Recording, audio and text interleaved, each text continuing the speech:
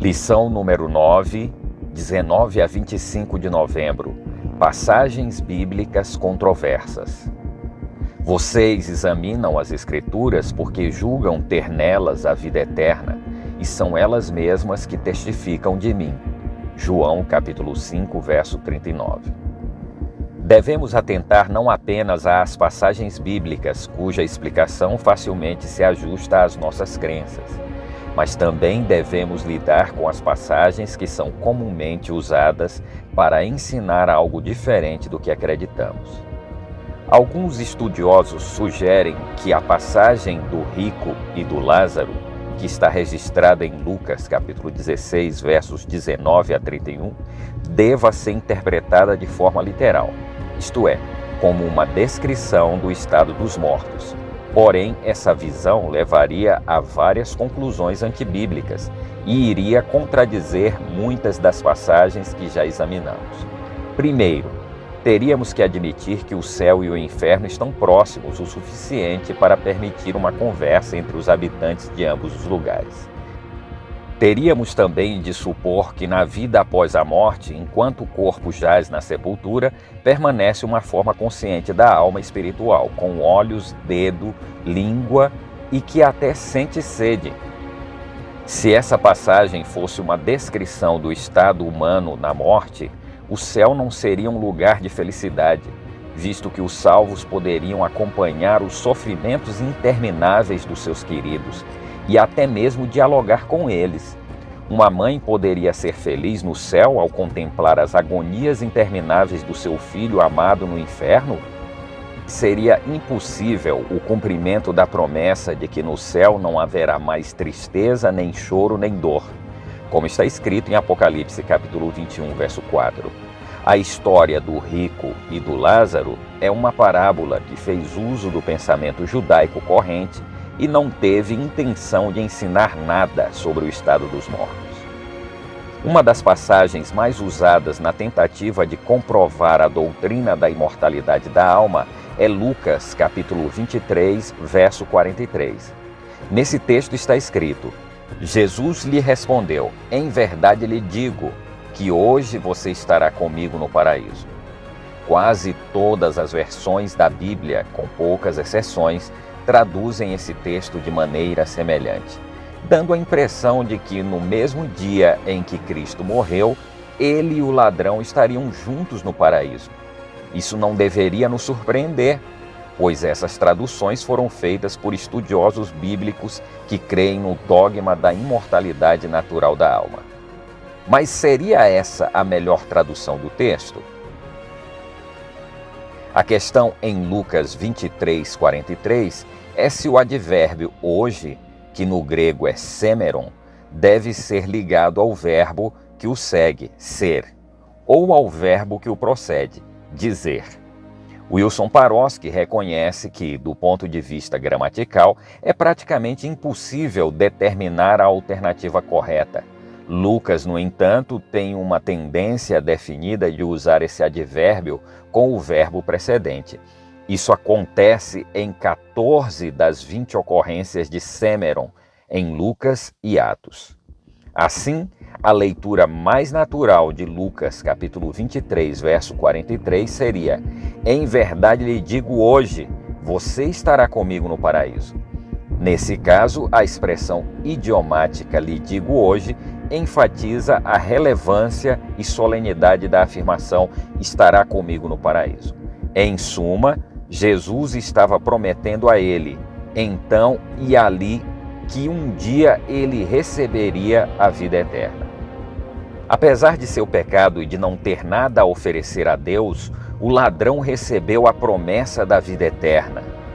Essa história revela a verdade da salvação pela fé.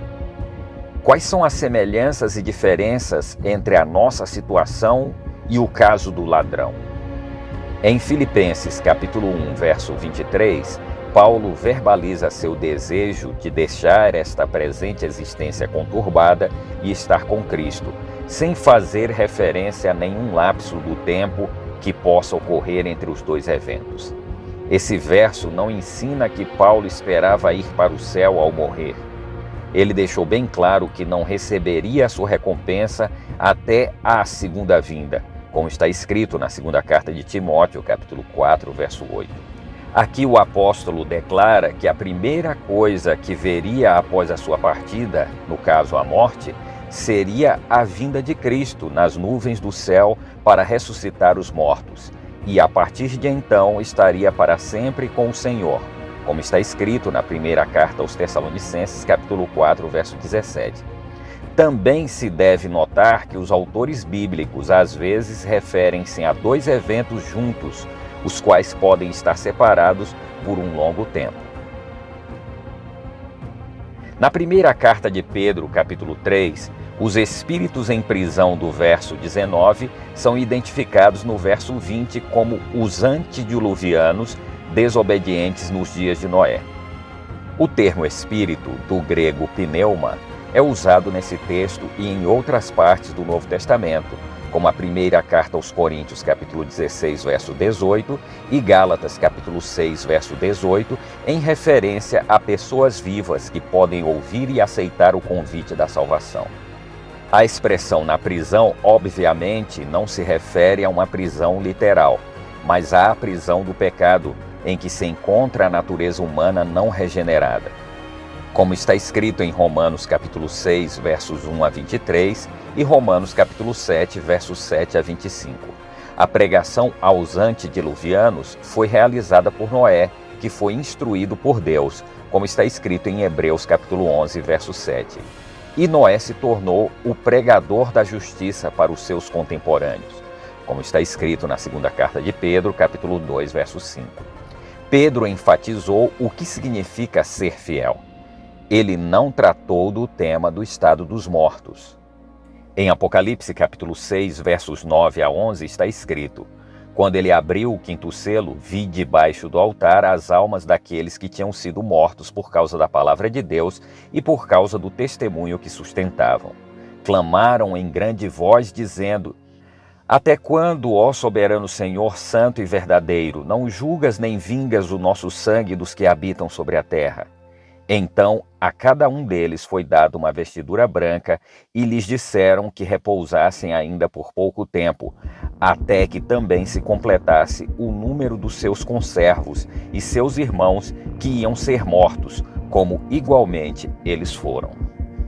A abertura do quinto selo apocalíptico revela uma cena inusitada. As almas dos mártires foram vistas metaforicamente debaixo do altar, clamando por vingança a Deus. Alguns comentaristas tendem a identificar esse altar como o altar de incenso mencionado no sétimo selo, como está escrito em Apocalipse capítulo 8, versos 1 a 6. Mas a referência a sangue, em vez de incenso, nos leva a ver uma alusão ao altar do holocausto, onde era derramado o sangue dos sacrifícios, como está escrito em Levítico capítulo 4, versos 18, 30 e 34. Assim como o sangue desses sacrifícios costumava ser aspergido ao redor do altar, o sangue dos mártires foi simbolicamente derramado no altar de Deus quando, ao permanecer fiéis à palavra de Deus e ao testemunho, eles perderam a vida. No exemplo presente em Apocalipse capítulo 6, versos 9 a 11, o altar é claramente o altar do sacrifício, onde o sangue sacrificial era derramado. O fato de João ter visto as almas dos mártires sob o altar não tem nada a ver com o estado dos mortos, nem com a situação deles no estado intermediário. É apenas uma forma vívida de retratar o fato de que eles haviam sido martirizados em nome do seu Deus. Na parábola do rico e do Lázaro, Cristo mostrou que nesta vida as pessoas decidem seu destino eterno. Durante o tempo da graça de Deus, esta é oferecida a toda a humanidade. Mas se os seres humanos desperdiçam as oportunidades na satisfação própria, afastam-se da vida eterna, não lhes será concedida nova oportunidade.